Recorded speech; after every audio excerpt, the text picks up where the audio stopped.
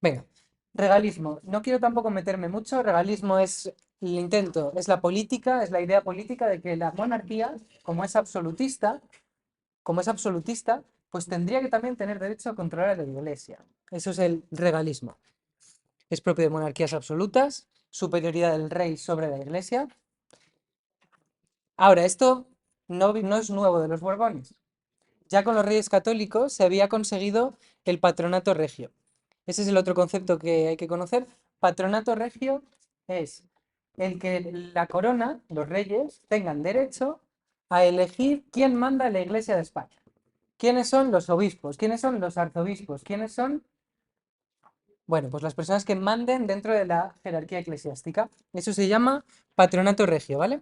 Derecho de la corona a nombrar los cargos eclesiásticos. Ese patronato regio sería un poder regalista, porque supone que la corona tiene derecho a elegir quién manda en la iglesia, ¿no? Eso es regalista. Ahora, dentro de los Borbones, ¿qué tenemos que hablar de regalismo? Pues tenemos que hablar del Concordato de 1753. ¿Quién mandaba? ¿Quién reinaba? Imagino que no lo pone aquí. ¿Quién mandaba? Mira, tenéis que saber fechas de reinados. De 1700 a 1746, Felipe V. De 1746 a 1759, ¿cómo se llamaba? Fernando VI.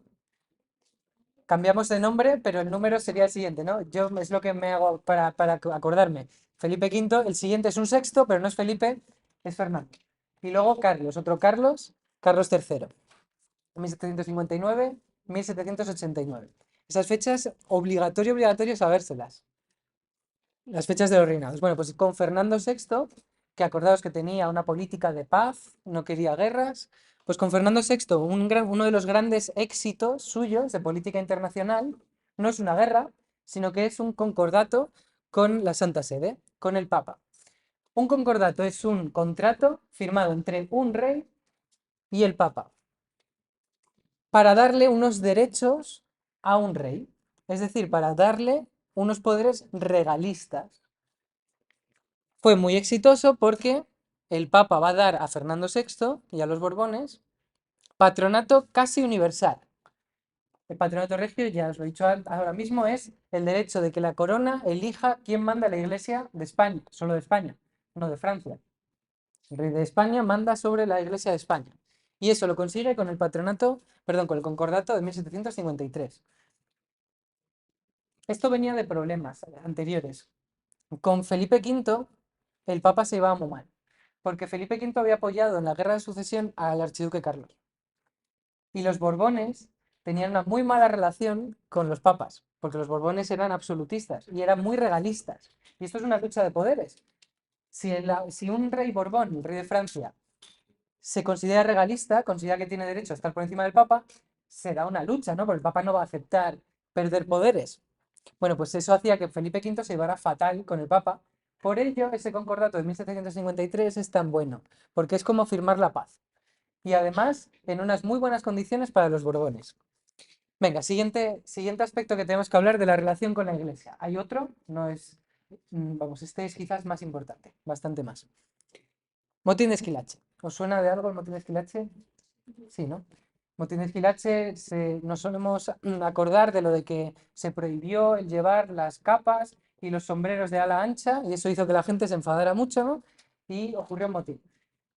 El concepto de motín, ¿entendéis más o menos qué es? Es un levantamiento popular, ¿vale? Es cuando la gente se levanta frente a un poder. Eso es un motín. Ahora, ¿quién era Esquilache? Pues Esquilache era un ministro. Ahora vamos a explicar todo. Es por introducir un poco qué es esto de motín de Esquilache. Ahora, el motín de Esquilache va a ser muy importante en España porque va a servir a Carlos III, que es el que mandaba, porque es en 1766. Carlos III empieza en 1759.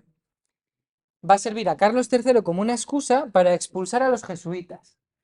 Les va a echar de España, ¿vale? A los jesuitas. Todo utilizando como excusa el motín de Esquilache. Entonces, vamos a explicar qué pasaba.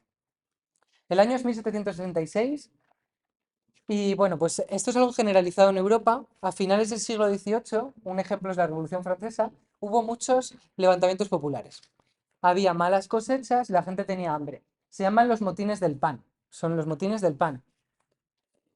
A ver, yo estoy escuchándome un audiolibro, ¿vale? Del segundo de Juego de Tronos y acabo de leer, hoy mismo era un capítulo en el que cuenta cómo la gente de Desembarco del Rey pues se levanta frente a Joffrey porque tienen hambre, ¿no? Están en un asedio y la gente tiene hambre. Y dice Tyrion Lannister, em, el rey pan, el rey pan es el que manda.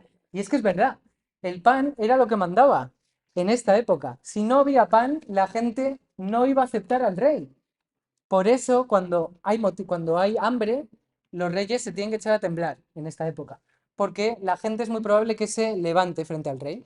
Un ejemplo de esos motines del pan, que hay muchos, ¿vale? Hay muchos motines del pan. El más importante es este de 1766. Entonces, vamos a explicarlo. Llevaban ya bastantes años con problemas con el trigo. El trigo era el alimento sustento básico para la población de las ciudades. Recordad que ya en el siglo XVII habíamos estado hablando de cómo la población se iba del campo, con la crisis del siglo XVII, habíamos dicho, la gente se va del campo y se va a las ciudades. Y yo os decía, va a crecer mucho la población de las ciudades que vive de la beneficencia. Es gente que vive de que le den de comer gratis.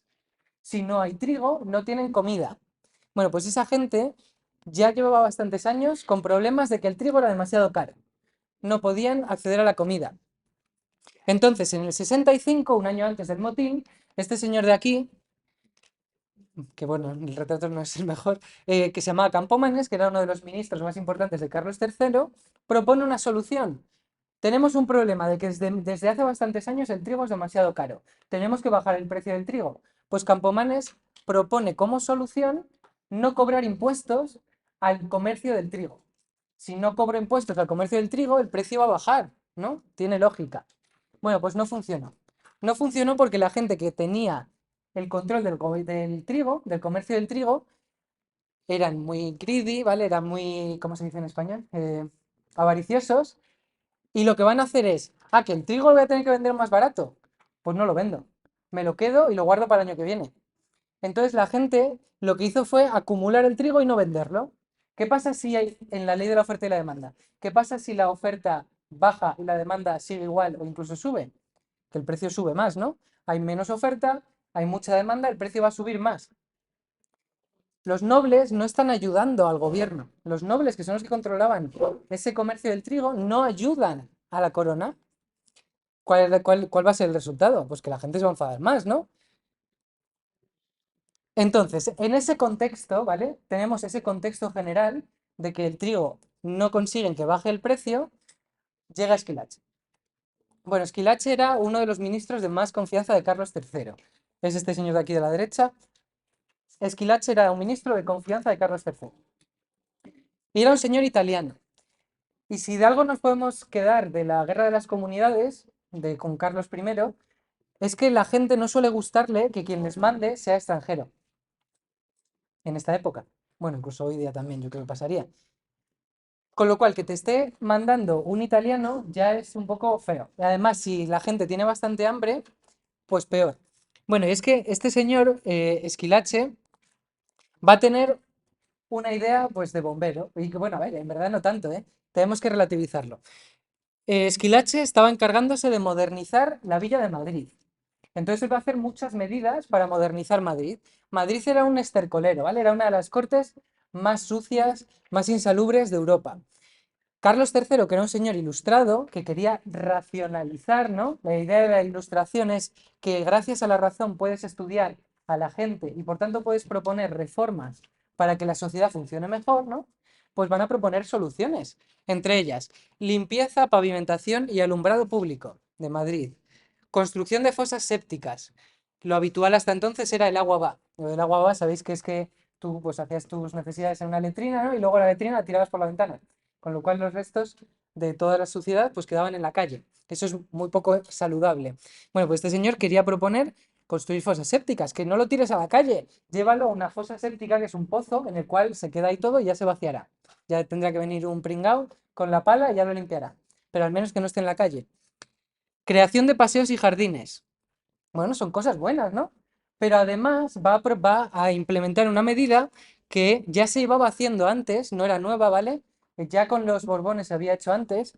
Lo que pasa es que lo prohibían y nadie hacía caso, ¿vale? Los Borbones ya llevaban haciendo esta prohibición mucho tiempo, pero la gente no le hacía caso, que es que no se puede utilizar capa larga y chambergo, que era el sombrero de ala ancha que es este que está aquí. ¿Por qué quieren prohibirlo? Bueno, pues porque lo utilizaban los bandidos, la gente que robaba. Utilizaban la capa y el sombrero para taparse la cara, que nadie supiera quiénes eran. Así era como que era más fácil para los ladrones, digamos, que mantener su anonimato y que no les pudieran pillar. Es para reducir la delincuencia. Esa era la idea. Pero los madrileños van a decir, nos están quitando la moda de aquí y nos quieren que nos vistamos como los franceses o como los italianos. Lo cual era una mentira, porque esa moda de llevar la capa larga y el sombrero de ala ancha, llevaba solo 100 años usándose en España. Esto los historiadores lo sabemos, ¿vale? Lo trajeron alemanes que venían de las guerras de la guerra de los 30 años, lo trajeron a Madrid ellos y se puso de moda cuando lo trajeron. Pero la gente pensaba que era un atuendo tradicional, ¿no? Y que les estaban imponiendo la moda, la forma de vestir de los franceses, los Borbones, y de los italianos, Esquilache.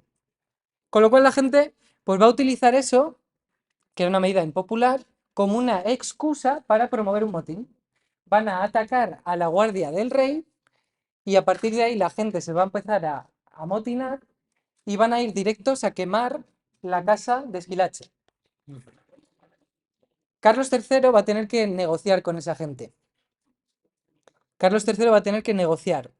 Va a aceptar la mayoría de las peticiones porque esa gente no estaba en contra de Carlos III, estaba en contra de su ministro. Con lo cual, cabeza de turco, me quito de medio a Esquilache, le mando de vuelta a Italia y la gente se calma. Entonces, expulsión de Esquilache. Pero, ¿por qué estábamos explicando el motín de Esquilache? Porque vamos a hablar de la expulsión de los jesuitas. Entonces, ahora vamos con ello. Dime.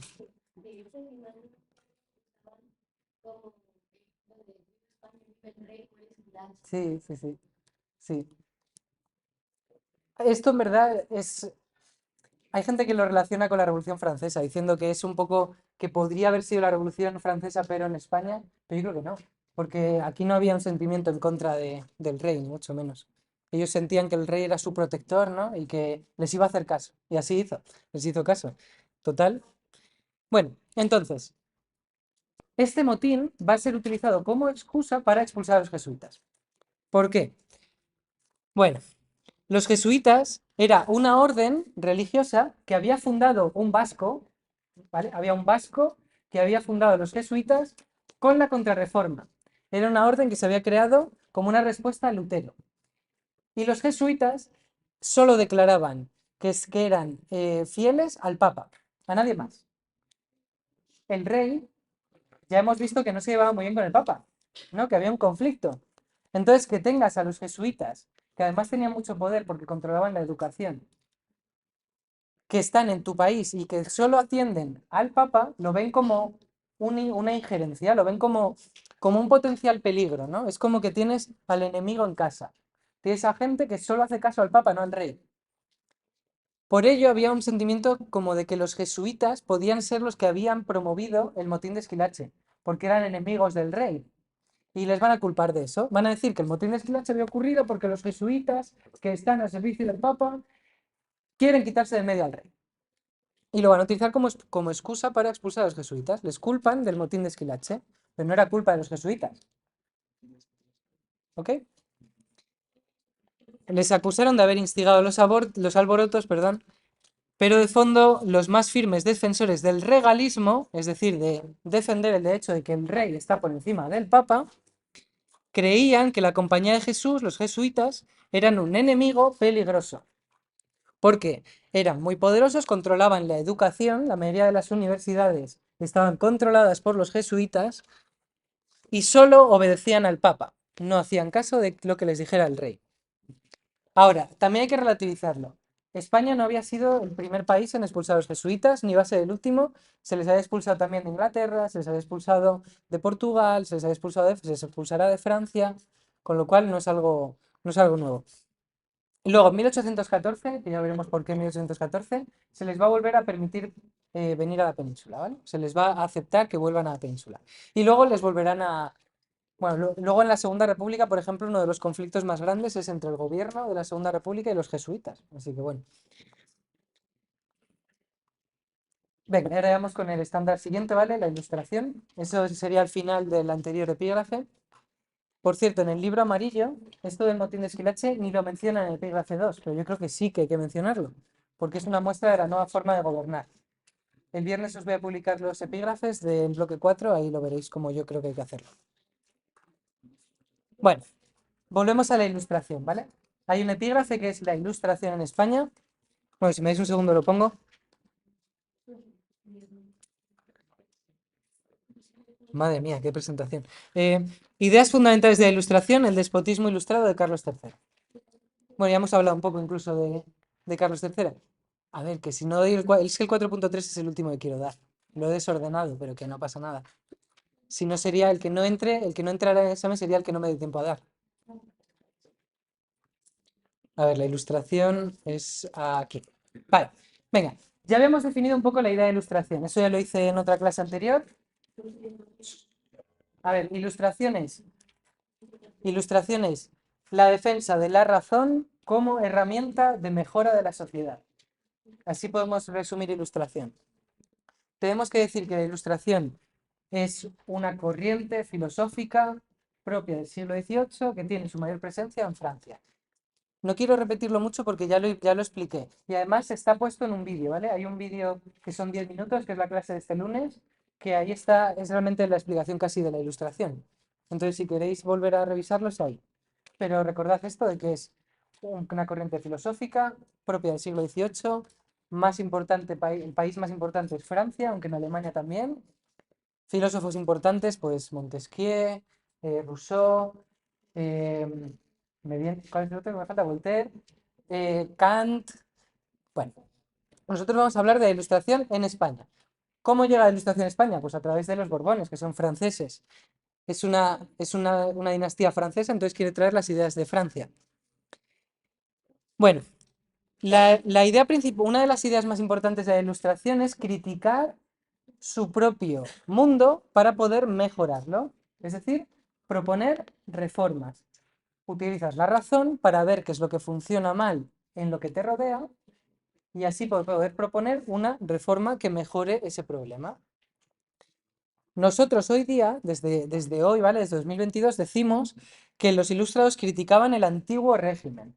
Pero tiene un poco de trampa decir que criticaban el antiguo régimen, porque el concepto de antiguo régimen surge con la Revolución Francesa. Y la Revolución Francesa ocurre después, ocurre en 1789. Los revolucionarios franceses, que seguían muchas ideas de la Ilustración, decían que querían acabar con el antiguo régimen para crear un nuevo régimen. Y con antiguo régimen, ellos se referían a cómo era el mundo desde el final de la Edad Media hasta la Revolución Francesa. Entonces nosotros hoy día utilizamos el término antiguo régimen, pero es un término que nace después, ¿vale? Para referirse a cómo era el mundo en el siglo XVI, XVII y XVIII. Entonces, ¿cuáles son críticas de los ilustrados hacia el antiguo régimen? Bueno, pues ellos criticaban, por ejemplo, ese absolutismo, ¿no? Criticaban las características del antiguo régimen. Criticaban un sistema político absolutista. El sistema político absolutista, yo creo que esto no deberíais de tomar notas, ¿eh? Os recomiendo que no toméis notas de esta parte. Sistema absolutista, ya sabéis, los tres poderes del Estado forman parte de una sola persona. Es el rey, que ejerce el poder sin ningún límite, porque además ha sido elegido por Dios, ¿no? Ni siquiera las cortes están por encima del rey. Es el éxito del autoritarismo. El rey solo convoca a las cortes cuando quiere implementar impuestos, igual que pasaba en Castilla. Las votaciones en las cortes, sabéis que se votaba siempre por estamento, con lo cual, como los únicos que pagaban los impuestos eran el tercer estado, los privilegiados son dos, el tercer estado es uno, las votaciones siempre iban a salir para que pagara el tercer estado, porque son la minoría. Los miembros de las cortes no se elegían de forma democrática. Esto es todo un repaso. La única limitación al rey solo eran los propios señores, porque los señores eran los que mandaban en su territorio, pero los reyes absolutistas quieren ponerse por encima de ellos, por ejemplo, con las intendencias. Otra característica del antiguo régimen es la estructura social. Desigual, porque cada estamento tiene sus derechos, ¿no? Los ilustrados critican eso. Los ilustrados creen que todo el mundo debería ser igual ante la ley, por ejemplo. Es una de las ideas que se defiende desde la Ilustración. Tercera idea característica del antiguo régimen, las restricciones económicas. Los ilustrados querían liberalizar. En el antiguo régimen, el mundo era lo contrario al libre a la hora de llevar a cabo transacciones económicas. Todo estaba restringido. ¿Cómo? Bueno, pues tres formas de restricción a la economía. Por ejemplo, la propiedad de la tierra. ¿Quién tenía la propiedad de la tierra? Pues los grandes latifundistas, ¿no? Los nobles. Una elevada proporción de la tierra se hallaba además en manos muertas. Este concepto de manos muertas empezamos a introducirlo ahora, pero lo vamos a desarrollar mucho más en los bloques de después. Os digo un poco qué significa mano muerta. Las manos muertas son territorios, terrenos, que se podrían cultivar, pero que no se cultivan porque pertenecen a un noble que no le interesa utilizarlo. Hay nobles que tienen tantísimas tierras que no se preocupan por utilizar muchas de sus tierras. Entonces esas tierras no se utilizan. Los ilustrados creen que cuanta más tierra se cultive, más dinero habrá. Por lo tanto, los ilustrados van a criticar las manos muertas.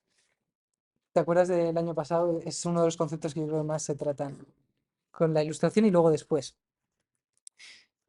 Bueno, sigo leyendo. Las manos muertas de la iglesia y municipios o vinculadas a mayorazgos nobiliarios. ¿Os acordáis del concepto de mayorazgo? Esto era del bloque 2. El mayorazgo era una institución de que las familias nobles podían crear un mayorazgo para que sus tierras fueran al 100% al primogénito varón. Es decir, que no se dividieran entre los herederos, que fueran siempre a una sola persona. ¿Qué pasa? Que ese noble que recibe un mayorazgo tiene tantas tierras que muchas no le va a interesar utilizarlas. De este modo se sustraía al mercado tierras y se impedía el acceso a la propiedad a quienes podrían estar interesados en mejorarlas y aumentar el rendimiento. Es decir, hay muchas tierras que por culpa de las manos muertas, por culpa de que los dueños no las quieren utilizar, no las cultiva nadie, cuando podría haber gente que querría cultivarlas. Más restricciones económicas. Los gremios. Los gremios también es de la Edad Media. Los gremios son instituciones en las ciudades para unir los intereses de los artesanos. Los artesanos se juntan en un gremio de producción de un producto, por ejemplo, el gremio de panaderos, el gremio de carniceros, el gremio de lo que sea, del gremio de la gente que hace textiles. Bueno, pues esos gremios controlaban toda la actividad artesanal en las ciudades. Con lo cual, si alguien quería producir de una manera nueva e innovadora, no podía, porque el gremio le podía decir que no estás haciendo como nosotros decimos que hay que hacerlo. Todo esto en verdad volveremos a ello más adelante. Y luego, trabas comerciales. Durante el antiguo régimen había un montón de trabas a poder comerciar. Por ejemplo, las aduanas internas. Una aduana es un lugar en el que si quieres comerciar, si quieres meter nuevos productos, tienes que pagar un impuesto. Por ejemplo, al cruzar un puente. ¿Sabéis cómo se llama el impuesto de un puente? Como cuando tienes que pagar impuesto por cruzar un puente. O sea, pontazgo. Pontazgo, ¿vale? Eso pasaba, había muchos impuestos que tenías que pagar por cruzar un puente. También por cruzar una puerta de una ciudad. Eso se llamaba el portazgo. Bueno, pues había un montón de estas aduanas. Luego, ya os lo he puesto aquí, barcazgo, por ejemplo, pues es por cruzar un río. ¿Quieres cruzar un río? Pues tienes que pagar un impuesto. Todo eso hace que la gente no quiera comerciar. Ahora, esto ya sí que tendríamos que... Esto ya sí que es parte del epígrafe, ¿vale? Los ilustrados van a criticar este tipo de cosas, propias del antiguo régimen. Ellos lo van a criticar, pero su crítica va a estar muy limitada. Y tenemos que decir por qué. Los ilustrados es gente que tiene muy buenas ideas, pero que cuando proponen hacer reformas, debido a que el sistema premia a los privilegiados van a poder entorpecer las medidas de reforma de los ilustrados, si es que a ellos no les interesa. A ver, los ilustrados son una minoría, eso es lo primero. Son unos cuantos intelectuales, la mayoría son nobles, aunque hay alguno también que proviene de familias burguesas, no son privilegiados, pero es gente que trabaja pues de banquero o gente que trabaja de mercader en las ciudades, son ricos, algunos plebeyos cultos. Lo que pasa es que esa minoría sí que va a tener el apoyo de algunos reyes, principalmente de Carlos III. Carlos III creía que estas ideas de los ilustrados eran buenas y había que aplicarlas. ¿Por qué? Pues porque Carlos III quiere modernizar y hacer progresar a su país. Pero la crítica de esos ilustrados no podía liquidar el antiguo régimen, porque ellos mismos son nobles. No van a quitar, por ejemplo, los privilegios a los nobles porque se los estarían quitando a sí mismos. Solo van a hacer las reformas que sean necesarias para racionalizar el sistema del antiguo régimen sin eliminar el antiguo régimen. No se quería acabar con el absolutismo, sino que lo que se quería era que el rey utilizara la razón para conseguir el beneficio para todos. Ese es el límite de la crítica ilustrada, ¿vale? Que los ilustrados pueden tener el apoyo del rey, pero son una minoría y no van a poder nunca acabar con el antiguo régimen. Aunque sí que es cierto que van a mejorar ciertas, van a empezar a hacer ciertas propuestas de mejora que van a permitir que con el tiempo aparezca esto de aquí, el liberalismo, que sí que acabará con el antiguo régimen. Pero eso es adelantarnos. El liberalismo es una ideología política del siglo XIX que en verdad lo que hace es desarrollar las ideas de la Ilustración. Entonces, cuando nosotros estudiamos ahora la Ilustración, tenemos que hacerlo desde el punto de vista de que son gente que todavía vive en el antiguo régimen, pero que van a hacer que sus ideas den lugar a que en el siglo siguiente se acabe con el antiguo régimen. El liberalismo acabará con el antiguo régimen, pero después, no ahora. Bueno, ¿cuál era el ideal político de los ilustrados? Pues se llama despotismo ilustrado. Todo para el pueblo, pero sin el pueblo. Esa es la idea del despotismo ilustrado. El rey, como un buen ilustrado, cree que todo el mundo debería de vivir mejor. Todo el mundo debería tener derecho a vivir en unas calles más limpias. Todo el mundo debería tener derecho a tener educación. Todo el mundo debería tener derecho a ser feliz. Pero eso sí, que no opinen cómo conseguir ser felices. Yo se lo digo. Yo soy el rey, soy un monarca absoluto, soy un déspota, ¿vale? Déspota es una persona que acumula todo el poder y como tiene todo el poder puede hacer lo que quiera, pero como yo soy ilustrado, soy muy listo, ¿no? Soy una persona que ha estudiado, pues tengo el derecho a decir cómo deberían de vivir los demás. Eso es el despotismo ilustrado. El monarca tiene el poder absoluto, pero es un monarca que tiene como objetivo ser un rey filósofo, un rey que sea capaz de utilizar la razón para mejorar la vida de sus súbditos. Ese rey absoluto, pero que es ilustrado, por ejemplo, Carlos III, se va a rodear de ministros ilustrados. Eso es lo que deberíais de vosotros de decir, ¿vale? Dentro del despotismo ilustrado, el rey absoluto se va a rodear de ministros ilustrados. Pero diciendo que es Carlos III, ¿vale? Es Carlos III el que cumple con esto.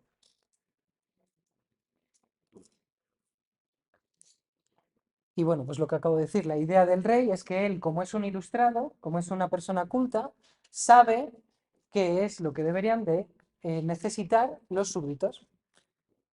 Sin que los súbditos opinen, desde luego, que no opinen, ellos no tienen ni idea, son una panda de gente que no ha estudiado nada, ¿no? Yo sí, yo tengo derecho a decirles cómo deberían de vivir.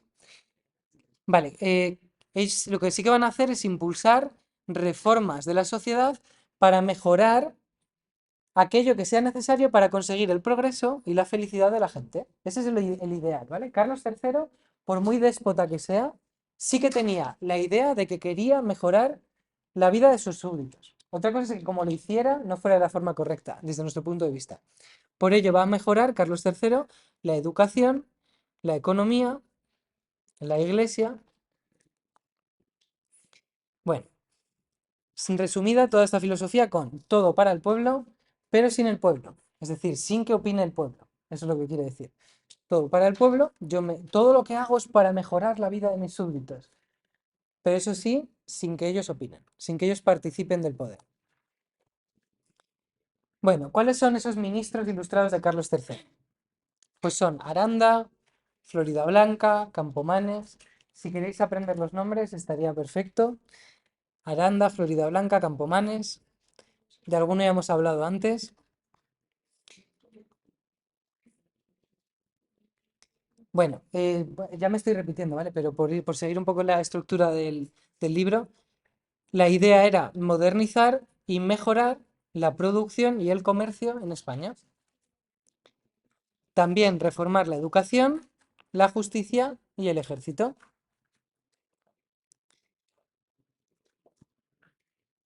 Pero, dice aquí, lo que mejor refleja su espíritu ilustrado es el afán universalista. Con universalista quiere decir conseguir que las reformas lleguen a todos, seas rico, seas pobre, seas noble o no. Carlos III, él tenía la conciencia de que todo el mundo debería poder vivir mejor. Estamos contándolo solo con Carlos III porque realmente es el único que se plantea estas cosas. Los reyes de antes no se planteaban que hubiera que mejorar la vida de sus súbditos, ¿vale? No, no era, a ver, alguno a lo mejor sí, pero no desde el punto de vista que tenemos nosotros hoy día.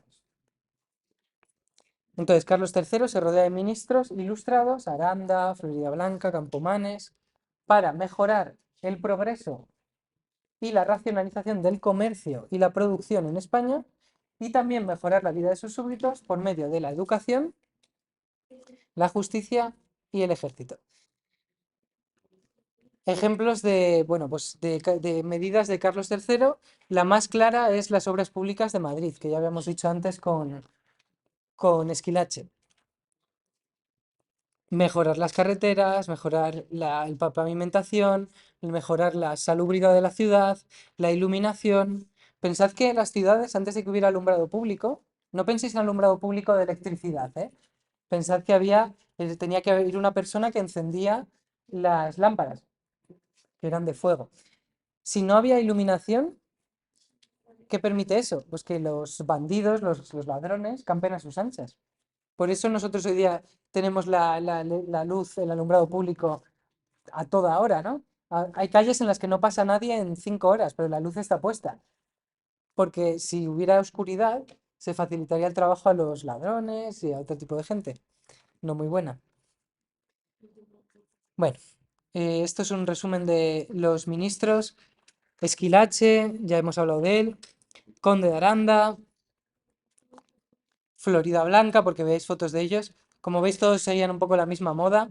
Esa moda que los del motín de Esquilache creían que les querían imponer, ¿no? Moda francesa, que también tenía mucho de italiana. Este es mi favorito, sin duda. Bueno, frases de Florida Blanca. Los militares deben someterse al poder civil. Eso es algo bastante moderno de pensar. Antes, la idea de que los militares tienen que estar por debajo de los políticos, eso era un poco extraño.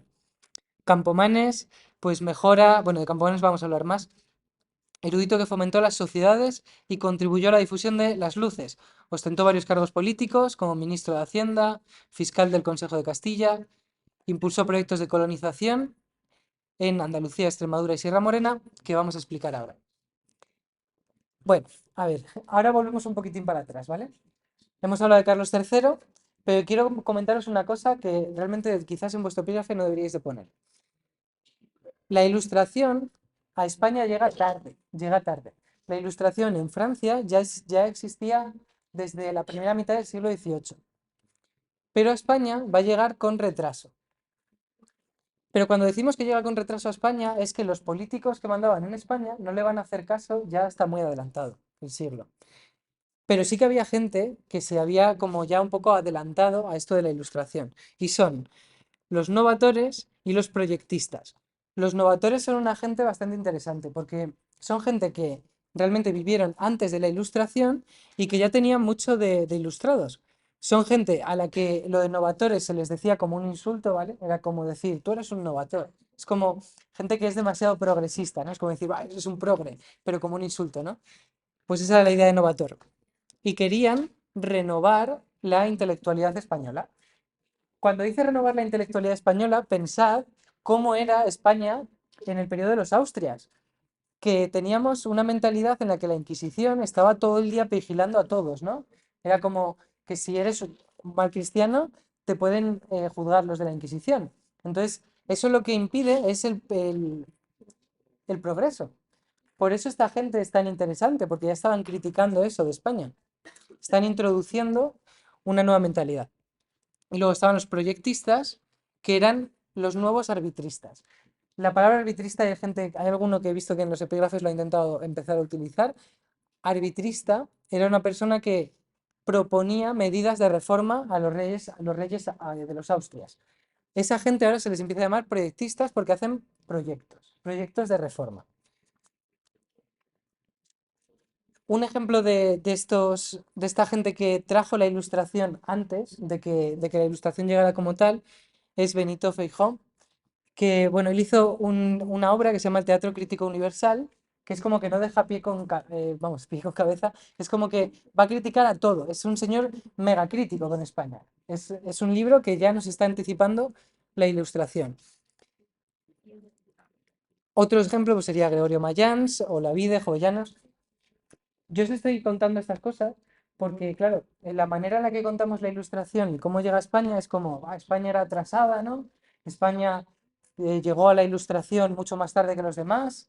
Es como esta visión derrotista, ¿no? De que España siempre ha estado atrasada, España siempre iba por detrás del resto de Europa. Sí, es cierto, pero también es verdad que sí que hubo gente que habría que rescatar y hablar de ellos bien, porque son gente que sí que, pese a las dificultades, propuso hacer mejoras y que sí que estaban también más a la corriente de lo que se venía haciendo en el mundo. Es más, es que muchas de las ideas de la Ilustración ya habían sido propuestas por la Escuela de Salamanca. La Escuela de Salamanca os la mencioné cuando hablábamos de la Contrarreforma con Felipe II y con Carlos V. La Escuela de Salamanca eran los filósofos estos que luego debatían sobre los derechos de los indios de América. Son gente que eran los filósofos más importantes de su momento. Pues muchos de ellos eran la gente que más leía, por ejemplo, Kant.